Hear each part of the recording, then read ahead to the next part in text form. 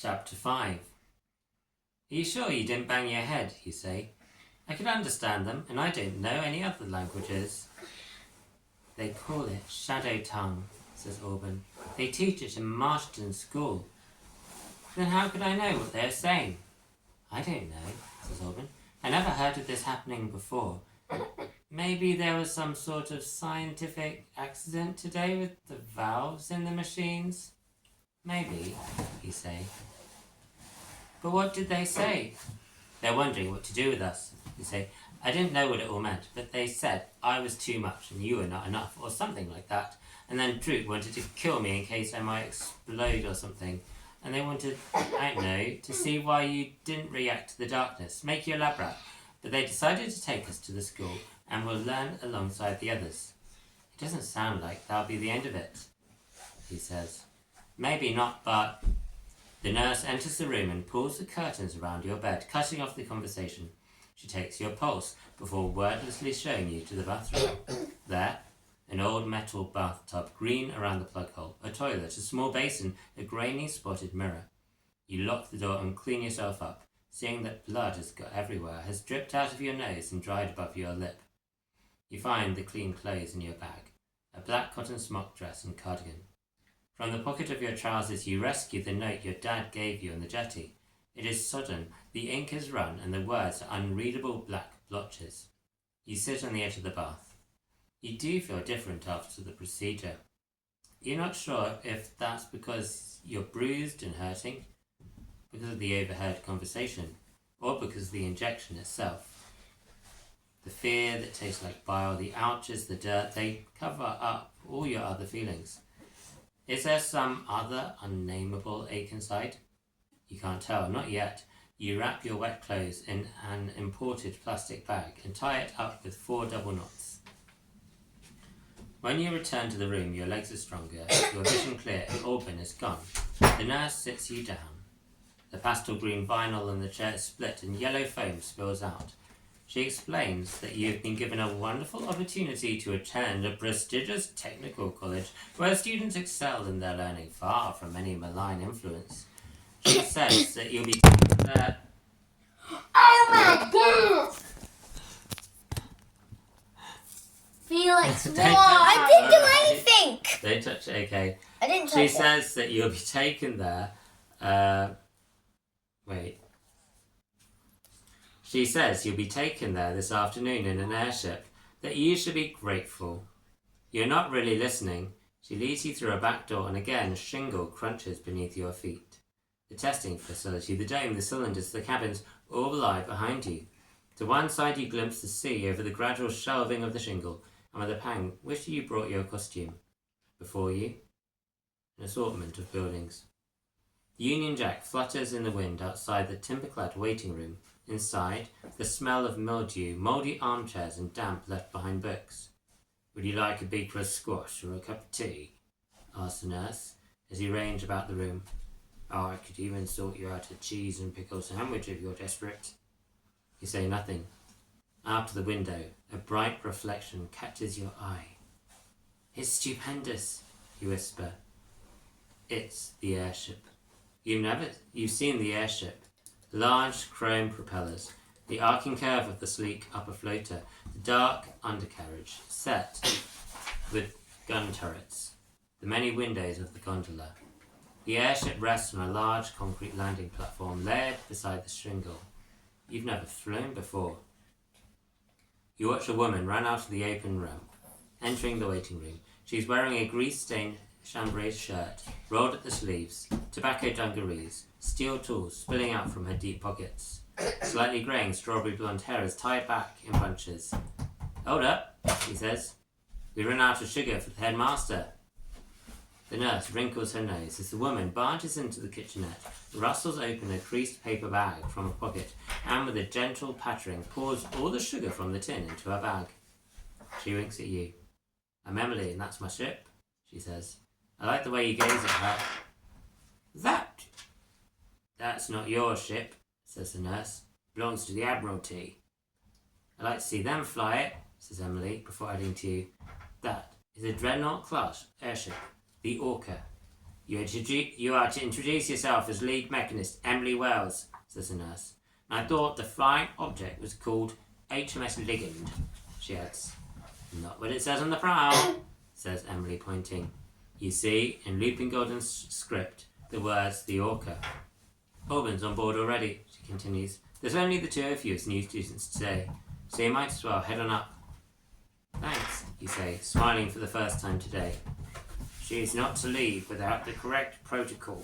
Her papers must be stamped, says the nurse. Stamp my ass, says Emily, starting to leave, indicating for you to follow her. You feel a rush of excitement as your boots clang up the ramp and you step inside the Orca. The first hall is large, big enough to fit vehicles inside. Emily leads you up some steps, into the passenger carriage, and along the benches and wide windows. There, Auburn. You met my mum then, says Auburn. What, Emily's your mum, you say? Sure am, says Emily. Now you two. I can't fly this thing from here, so I'll have to see you later. And the headmaster wants his sugar. Whatever you do, don't disturb him. He's in the private lounge. You can range about everywhere else. Headmaster? Spooky guy, says Auburn, waving goodbye to his mum. This is just the weirdest day. I wonder if my family knows I'm going to the school. Yeah, they would have told them, says Auburn. At least you don't have to worry about that. What with your dad and your mum working around here, you say. Now I never get to leave, says Auburn. Sorry? I guess at least I don't have to leave my hamster behind this way. You have a hamster? I'd love a pet. Yes, she's called Treacle. You can meet her sometime. She's just the cutest. The whole structure of the airship hums as beneath the engines flare into life. You bite a fingernail. You've never flown before, have you? Not many people have. Will we really go higher than the clouds? Not today, he says. It's not far. It's not dangerous either, so don't be worried about that. It's incredible, you say, flying in the sky like birds, inside a machine. Look out the windows, he says. It's quite a sight. You both sit by a window, facing each other on benches. The carriage is empty. With a quiver, you feel the airship lift off the ground. You see the airfield fall away underneath. The buildings are becoming smaller. The dome, the pagodas, the cylinders, the slummy little huts, until they look like toys. And then the ship folds the air around itself and you speed forwards. The shingled nest, saltwater channel, and town of Orford pass behind. You're travelling along the coastline, and you can see how it curves. The flat marshlands are green. The sea glitters in the sunlight. Below, the shadow of the airship slips over the land. The world divides in two before you. The ship, carried by the wideness of the horizon, which stretches in every direction, a circle which contains you. Baggage search, says a voice. 2 Imperial guards have entered the passenger carriage. You hesitate. You don't want all your belongings inspected by their beady eyes. Don't want all your precious and personal things rifled through by their grubby hands. I don't think you really need to do that, says Auburn. Oh, we don't need to, he says, fingering his black gun. But we want to. It's all right, you say. No, it's not, Auburn says. This is my mum's ship, and if you think I let these 2 creeps treat us like this on here, then you're wrong. She could toss you out the airlock if she wanted. Mummy's not here, he says. So now let's see what you got in that bag, pretty girlie. They grab your bag from the seat, and Auburn snatches it from their hands. I won't allow it, he says, his voice trembling. More fun for us, says the guard. With a rapid motion, he punches down with the butt of his weapon. Auburn crumples onto the floor. No, Auburn says, trying to get up. The other guard kicks him down onto the floor. When will you kids get it, says the guard. You have to do what we say. You're weak, we're strong. We'll take what we want. That's what the Empire's all about. Think he'll look good with a scowl on his face, says the other guard, taking out a knife. You rage boiling within. You're a tautness, a tension, a stretched string, a growing bubble that might pop. It's been a long time since you've had one of your meltdowns. You don't want to scream huddled in a corner, but you might. The world closes in around you. Heat rises up your throat. Noise tumbles out. The shadows under the benches thicken. And listen. The lights overhead cut out. Ow! Says the guard with the knife, dropping it. It has become so hot it glows red. Clattering to the floor, it spins, slow at first and faster. It skitters on the ground. What there? The guard says, but he's interrupted as the knife flies through the air. With a twang, it embeds itself in the beam above his head. Ah, what's going on? Glory, says the other one, running for the door. The first guard follows. I told you not to try it on with those freaks. Silence ripples through the cabin. You alright? You ask, offering a hand and pulling Auburn off the floor. Not exactly, he says. What a rough day. I'll ask Mum to get them transferred. Somewhere with stinky garbage. And what was that with the knife? You ask, hugging your backpack. That, he says, that was the work of a shadow mage. The headmaster must have overheard what was going on and decided to teach them a lesson. He's very protective of his students, you know. Oh, that makes sense, you say. Though you thought... No, it couldn't be. It was a coincidence the knife moved at that second.